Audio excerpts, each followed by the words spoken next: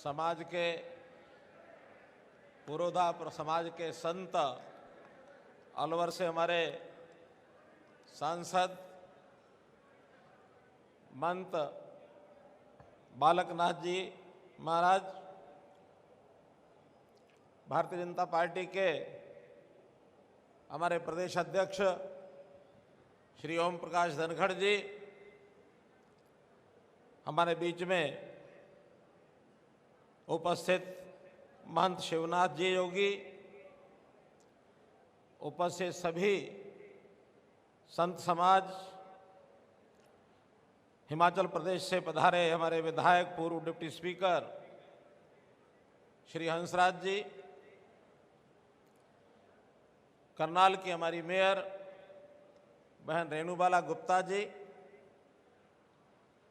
समाज के ही सभी अग्रणी नेता जिनमें मुख्य रूप से कैप्टन सुभाष योगी जी, योगी तेजपाल जी, योगी अनूपनाथ जी, योगी सतपाल जी, योगी जय भगवान जी, पार्टी के हमारे महामंत्री श्री मोहनलाल बड़ोले जी,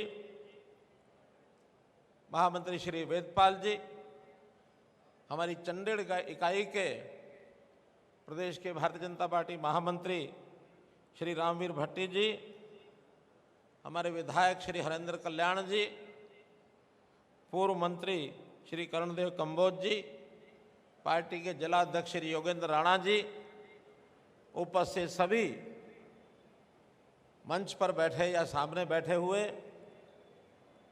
वरिष्ठजन, समाज के सभी अग्रणी बंधु, बुजुर्गों, नौजवान साथियों, माताओं बहनों, पत्रकार छायाकार मित्रों, ठीक कहा स्वामी जी ने, सर्वे भवन्तु सुखिना सर्वे सन्तु निरामया। अब ये बोध वाक्य आज का नहीं है, हमारे संतों की इतनी प्राचीन परंपरा, बहुत आदिकाल से हमेशा समाज के सुख की कामना ये की गई है। और जब ये सुख की कामना की गई है तो ऐसा नहीं कि जब उन्होंने कहा उस समय ये प्रासंगिक थी, ये आज भी उतनी प्रासंगिक है कि सबके सुख की कामना सब करते हैं, तभी वो भगवत प्राणी हैं। प्रभु के प्राणी तभी हैं जो प्रभु की संतान, सब मानवों के लिए मन में एक अच्छा सद्विचार हो। अब इतने संत महापुरुष हुए हैं, एक काल में तो सबका एक स्थान उस समय बना हुआ था, लेकिन धीरे धीरे उनकी वाणी का, उनकी शिक्षाओं का जितना एक महत्व, जितना प्रचार होना चाहिए था, वो बैकग्राउंड में चला गया। ठीक है, हमारे मंदिर हैं, हमारे मठ हैं, हमारे तीर्थ स्थान हैं, वहाँ कभी कभी कुंभ के मेले हुए हम शिक्षा जाकर लेते हैं, लेकिन वर्तमान में सरकारों के नाते से सरकारें अलग ही सिस्टम पर चल पड़ी और समाज के अंदर बहुत सी कुरीतियां पैदा हो गई। इन कुरीतियों को समाप्त करने के लिए जो योगदान संतों का, महापुरुषों का था, अतुलनीय था। वो समाज के अंदर कुरीतियां कैसे दूर करनी है, तो हमने सरकार में आने के बाद एक घोषणा की, संतों की जीवनियां, संत महापुरुषों के विचार का प्रसार, उनका मान सम्मान, इसकी योजना बनाई जाए। और पिछले इन 4 सालों में 2 साल बीच में कोविड के चले गए, लेकिन उससे पहले शुरू कर दिया था हमने। अभी उसके बाद भी कितने ही संतों महापुरुषों की जयंतियाँ ये हमने सरकारी तौर पर मनाई हैं। आज भी गुरु गोरखनाथ जी की कोई जयंती का दिन तो नहीं है, लेकिन उनकी स्मृति का उत्सव ये हम मना रहे हैं। इसमें भी एक बात मैं स्पष्ट करना चाहता हूं, जो इतिहास की बात है, कि अभी तक महंत संत गोरखनाथ जी के जीवनी के बारे में बहुत कुछ अभी अनभिज्ञता है, बहुत चीज़ें अभी जानकारी में आई नहीं है। उनका इतिहास भी, उनके जन्म का इतिहास भी ऐसा ही है। लेकिन अब समाज को बैठ करके तय करना चाहिए कि वर्ष में कोई एक दिन उनका स्मृति दिवस, उनका प्रकाशोत्सव, उनकी जयंती का दिन ऐसा कोई मनाना चाहिए। तो पिछले दिनों में योगी जी से मेरी बात हुई, योगी आदित्यनाथ जी, मुख्यमंत्री उत्तर प्रदेश। मैंने कहा मेरे सामने ये विषय आया, हमें बताइए कौन सा दिन मनाना है। उन्होंने कहा कि हम मई के शायद 19-20 तारीख को समाज के लोगों की एक मीटिंग कर रहे हैं। उस दिन संभवतः सब विद्वान जो हैं उनकी जानकारी के आधार पर उसको तय करने में सक्षम होंगे। शायद 19-20 मई है, ऐसा मुझे लगता है। 19 मई सबको पता है। इसी में से ये तो तय हुआ कि आज हम ये कार्यक्रम करेंगे। कुछ बंधुओं ने कहा कि 5 मई को उनका जो है जन्मदिन प्रगटोत्सव ऐसा मनाते हैं, तो आज 5 मई को मनाइए। मेरे मन में एक विचार आया, अच्छा होता कि 5 मई होता, क्योंकि 5 मई को किसी और एक व्यक्ति का जन्मदिन भी आ रहा है। अगर वही होता तो मुझे आनंद होता।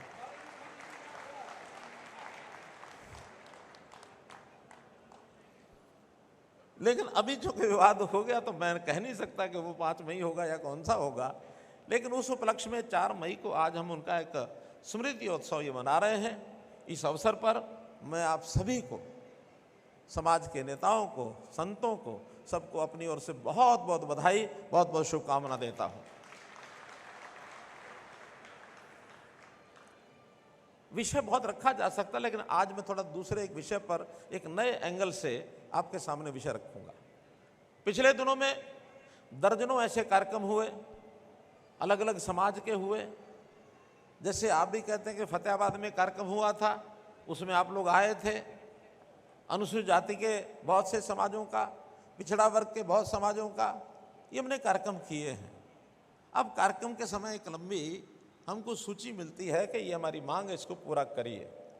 जब हम महापुरुषों के जीवनी पर विचार करते हैं, उनकी शिक्षा पर विचार करते हैं, तो विषय क्या आता है? सामाजिक बुराइयां, उसके खिलाफ सब महापुरुष खड़े हुए कि किस प्रकार से हमको गोरक्षा की बात करनी है, गोहत्या का विरोध करना है, किस प्रकार से नशे को दूर भगाना है, किस प्रकार से महिलाओं में शिक्षा, इसका प्रचार प्रसार करना है, कैसे हमको पानी का जो संकट है उस पानी को कैसे बचाना है, इस ओर काम करते हैं। कब हम पर्यावरण के नाते से विचार करना, ऐसे संतों महापुरुषों के बहुत से ऐसे विचार हमारे आ रहे हैं सामने। योग का प्रचार प्रसार कैसे करना है, आज अगर महंत गोरक्षनाथ जी या इस योगी समाज की मैं चर्चा करूं तो योग के अंदर अभूतपूर्व एक योगदान रहा है, जिस योग को आज भी दुनिया मान चुकी है। अंतर्राष्ट्रीय स्तर के ऊपर 21 जून को योग दिवस मनाने के बाद जो प्रधानमंत्री जी ने कराई है, इसकी अगर बैकग्राउंड में कोई समाज, कोई महापुरुष रहे हैं तो योगी जितने भी थे वो सब योग को आगे बढ़ाते थे। तो इस प्रकार से ऐसी सामाजिक बुराइयों का, तो आज भी समाज में बुराइयां, उनको दूर करने का काम हम सबको मिलकर करना होगा। गरीबी के साथ लड़ाई लड़ना, लोगों को उनके पैरों पर खड़ा करना, वास्तव में ये रचनात्मक काम है जिसके ऊपर हमको विचार करना है। अब ये सब मांगे आपकी तरफ से आई, बाकी सबकी तरफ से आई। हमने भरपूर प्रयत्न किया कि इन चीजों पर कैसे आगे बढ़ें। महिला शिक्षा को आगे बढ़ाने के लिए और उससे पहले बेटी बचाओ बेटी पढ़ाओ के अभियान को आगे बढ़ाने के लिए हरियाणा में अभूतपूर्व काम हुआ। जो बेटियां गर्भ में मार दी जाती थी, जो जेंडर रेशो 2014 में जब शुरू किया, उस समय 851 की जेंडर रेशो थी, आज हरियाणा की जेंडर रेशो बंधुओं 923 हो गए। 923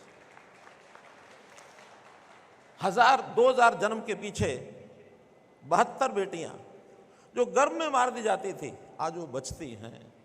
बेटी हमारा धन है। बेटी समाज के अंदर, समाज को आगे बढ़ाने के लिए ये एक प्रकार का, यानी हमारी परंपराएं हैं, ये कैसे बचाना है। बेटी की शिक्षा, 72 कॉलेज हमने खोले, जिसके अंदर 42 कॉलेज केवल महिलाओं के और बाकी 30 कॉलेज जो हैं उसको हमने एजुकेशन यानी को एजुकेट, जो लड़के लड़कियों दोनों का ऐसे कॉलेज हमने खोले। शिक्षा को आगे बढ़ाने का काम हम कर रहे हैं। मित्रों, गरीब की सहायता कैसे की जाए, पहचान कर रहे हैं हम कि कौन गरीब रह गया, उसकी सहायता में उनका पहले डाटा इकट्ठा किया परिवार पहचान पत्र में, उनकी आय कितनी है। बीपीएल इस नाते से पहले 1,20,000 की आय को बीपीएल माना जाता था। हमने कहा कि नहीं, इसको बढ़ाना चाहिए। हरियाणा में 1,80,000 किया। एक 80 किया था कि गरीबों की सहायता की जा सके, उनके राशन कार्ड बनाए, आयुष्मान कार्ड बनाए। जिस परिवार में काम करने वाला व्यक्ति अगर एक भी मिल जाए, उसको काम के लिए कैंप लगा के उसमें बुलाओ। मुख्यमंत्री अंत्योदय परिवार उत्थान योजना, इसको हमने किया। व्यक्ति का स्वाभिमान कैसे खड़ा करना है, इसके लिए हमने काम किए। अब ये सामाजिक काम है, ऐसा नहीं है। ये हमारे समाज में भी जो गरीब समाज है, ज़्यादातर मैं समझता हूँ जोगी समाज की कोई आर्थिक स्थिति बहुत अच्छी नहीं है। उनको व्यवसाय की ज़रूरत है, उनको हर सुविधा की ज़रूरत है, लेकिन ये सुविधा इस प्रकार से हम आगे बढ़ा रहे हैं। एक दूसरा प्रकार होता है जो राजनीतिक प्रकार है कि समाज को जातियों में बांट के रखो, जातियों के नाते उनकी डिमांड को पूरा करो और उसके बदले में जातियों से सौदेबाजी करो कि आप मेरा काम करो, हम आपको वोट देंगे। वोट के बदले में काम, ये सौदेबाजी, ये गलत परंपरा है। इस परंपरा को हमको तोड़ना चाहिए, तोड़ना चाहिए। वोट अपनी जगह है, समाज को सुधारना, इसको ऊपर उठाना, ये अलग एक विषय है। हम सबको मिल करके अगर जाति के तौर पर भी, पंथ के तौर पर भी, महापुरुषों की शिक्षा के हिसाब से भी अगर आगे बढ़ना है, तो दूसरी परंपराएं जो हमारी बनी हुई हैं उस पर काम करना चाहिए। हमारी चिंता जरूर सरकार करेगी, जिसकी जो जो जरूरत है उसको हम पूरा करेंगे। हाँ, महापुरुषों की अमरता, उनको याद रखना, ताकि हमारी प्रेरणा लगातार हमको मिलती रहे। मंत गोरक्षनाथ जी के नाम से अगर कुछ चीज़ें अगर प्रदेश में होंगी तो हमेशा हम याद रखेंगे। जब भी हम जाएंगे उनकी शिक्षा के सामने हमारा नतमस्तक हम होंगे। हमारे आराध्य हैं, हमारे देवता, उनको याद रखना। तो इस परंपरा पर हमने हरियाणा में काम किया है और उस नाते से जितनी भी बातें आपने बताई उनमें से बहुत सी बातों का विचार हमने किया है। जिस प्रकार से एक विषय आया कि महंत गोरखनाथ जी का कैसे उनके नाम को याद रखें, मुझे कष्ट के साथ बात करनी पड़ रही है कि आपके संगठन, 5 संगठन तो मैं जानता हूँ, अलग अलग संगठन काम करते हैं, अलग अलग एरिया में करते हैं, अलग अलग नेता हैं, और भी ज़्यादा होंगे। मेरा कहना है कि सबसे पहला काम पूरे समाज की एकता, एक होकर के एक नेतृत्व बना करके आगे बढ़ें, ये सबसे पहली आवश्यकता है। और जो जो मांगे अलग अलग से आई हुई हैं, सब मिल करके एक मांग पत्र के हिसाब से आएंगे, बहुत सी चीज़ें हल हो जाएंगी।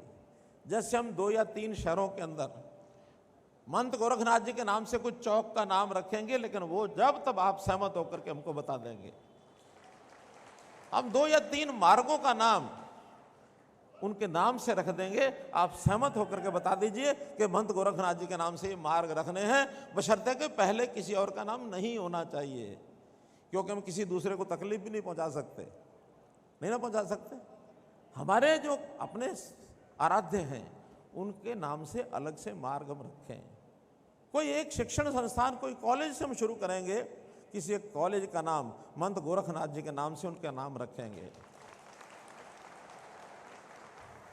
डिमांड्स में आया कि उनके नाम की एक चेयर स्थापित की जाए, तो मैंने महंत जी से अभी बात की है, महंत बालकनाथ जी से। तो विश्वविद्यालय, बाबा मस्तनाथ विश्वविद्यालय जो अस्तलबोर में है, इस विश्वविद्यालय में महंत गोरखनाथ जी की चेयर ये स्थापित की जाएगी, ताकि उनके नाम का, उनकी शिक्षा का एक प्रकार से शोध किया जा सके। मित्रों, हम लोगों ने पुजारी पुरोहित एक बोर्ड का गठन किया है। अब मेरा एक विचार जो आज डिमांड में भी रखा हुआ है, अलग अलग बोर्ड की बजाय पुजारी पुरोहित में जो हमारे नाथ संप्रदाय के नाथ सज्जन हैं, जो पूजा का काम करते हैं, उन गुरुद्वाराओं की परंपरा में है, हम नाथ संप्रदाय के उन लोगों को भी उस पुजारी पुरोहित बोर्ड के अंदर शामिल करते हैं। ये भी एक घोषणा आपको बताई जाती है। आपकी जो धर्मशालाएं हैं, मुझे मालूम नहीं कितनी हैं, सबसे पहले अगर आप नाथ संप्रदाय की या योगी समाज की जो भी धर्मशालाएं हैं, वो सब अगर आप हमको सूची दे देंगे तो यथा योग्य सबको उनके साइज के या उनकी आवश्यकता के हिसाब से योगदान जो है वो भी उसमें अनुदान दिया जाएगा। इस प्रकार की घोषणा भी हम करते हैं। संतों की शिक्षा को पाठ्यक्रम में जोड़ना, ये घोषणा हम पहले ही कर चुके हैं, लेकिन इतना स्पष्ट करना चाहता हूं कि हर संत महापुरुष के नाम से अलग से पाठ जोड़ना तो शायद बच्चों के साथ जाती हो जाएगी। क्योंकि संत महापुरुषों की लिस्ट बहुत बड़ी बन गई है। उन सबका उल्लेख करते हुए संतों की शिक्षा ये बच्चों को पता लगना चाहिए, इसलिए महंत गोरखनाथ जी की शिक्षा का उल्लेख हम पाठ्यक्रम में जरूर करेंगे, ऐसा आपको विश्वास दिलाते हैं। पंचायती राज संस्थाओं में जैसे एक सज्जन हमारे कैप्टन साहब बोल रहे थे कि उनको आरक्षण के कारण से कितने सरपंच बता रहे थे बने, 31 सरपंच बने, और ये पहली बार बने होंगे जब बीसीए को आरक्षण दिया है। इसी प्रकार का आरक्षण नगरों में जो नगर पालिकाएं, नगर परिषदें हैं, उसके अंदर भी इस चुनाव से पहले लागू कर देंगे, ताकि आपके लोग उसमें भी आकर के चुनाव लड़ सकें, आगे बढ़ सकें। हमारे जो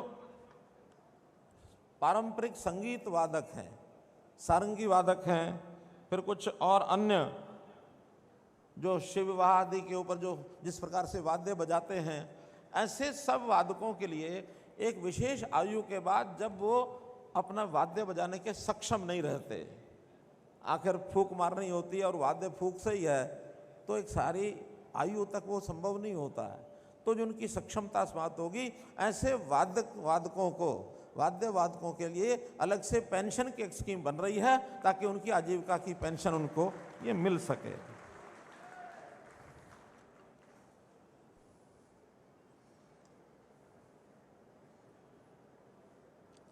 एक मेरा ऐसा भी विचार है कि देखिए, समाज में एक परंपरा भिक्षा मांगने की है, और जहाँ तक मेरी जानकारी है, योगी समाज में बहुत ऐसे लोग हैं जो भिक्षा मांग करके अपना काम करते हैं। कुछ पारंपरिक चला आ रहा है, हो सकता है उस समाज के अंदर मांगने वाले, भिक्षा मांगने वाले लगते हैं कि शायद हमारा यही व्यवसाय है, इस व्यवसाय को छोड़ना चाहिए। ऐसे सब लोगों को हम विशेष शिक्षा, विशेष उनका जो हुनर है उनका विकास करके, उनकी जो स्किल डेवलपमेंट है उसको करा करके उनको अलग से व्यवसाय करने के लिए हम योजना बनाएंगे, ताकि इनको कोई व्यवसाय मिल सके, अपनी आजीविका उसमें से वो कमा सकें। एक ये भी विचार आप लोगों में से ही किसी सज्जन ने जोड़ा है, इस नाते से ये सब हम करेंगे।